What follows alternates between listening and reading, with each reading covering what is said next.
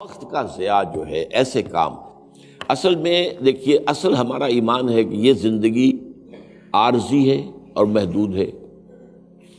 آخرت کی زندگی ابدی ہے، بہت بڑی ہے، بہت بہتر ہے. بل تؤثرون الحیات الدنیا والآخرۃ خیر وابقیٰ. ایک بات، اب اس محدود زندگی کے اعمال کے نتائج اس لامحدود زندگی میں نکلنے ہیں، لہذا اس زندگی کا ایک ایک لمحہ انتہائی قیمتی ہے. Why to waste it؟ اسی لمحے سے آپ کو آخرت کمانی ہے. ہاں، دنیا کی کوئی ضرورت پوری ہو رہی ہو، وہ کام کرنا ہے، پیٹ ہے، معاش ہے، بیوی بچوں کو پالنا ہے، اس کے لیے وہ ٹھیک ہے. دنیا کی کوئی ضرورت پوری ہو رہی ہو، یا پھر آخرت کے اندر کسی کمائی کے لیے انسان اپنا وقت لگائے. کسی اور کام میں وقت لگانا یہ وقت کی ناقدری ہے، وقت کی ناقدری ہے. اسی کو قرآن مجید میں سورہ مومنون کو شروع میں کہا گیا ہے، قد افلح المؤمنون الذین هم فی صلاتهم خاشعون الذین هم عن اللغو معرضون. لغو ہر وہ کام ہے جو کہ اب لغو شے، یعنی اس کو حرام نہیں کہا گیا ہے، گناہ کا لفظ نہیں استعمال.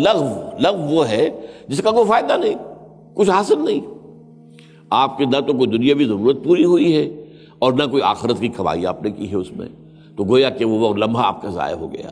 تو اس حد تک تو میں ماننے کو تیار ہوں.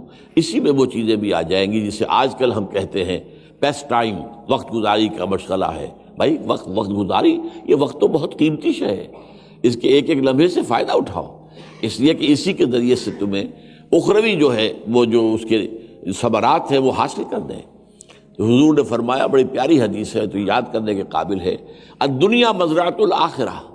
قرآن یہ بھی کہتا ہے دنیا کی زندگی دھوکے کا سامان ہے. وہ کیوں؟ اگر دنیا ہی مطلوب ہو گئی، آخرت نگاہوں سے دور ہو گئی تو یہ دھوکہ ہے. اس نے آپ کو اصل حقیقت سے دور کر دیا، دھوکہ دیا ہے. لیکن اگر آخرت میں یقین ہے تو یہی دنیا ہے، یہاں بوؤ گے تو وہاں کاٹو گے نا. اگر بویا ہی کچھ نہیں تو کاٹو گے کیا؟ تو دنیا مزرعۃ الآخرہ، یہ دنیا جو ہے آخرت کی کھیتی ہے.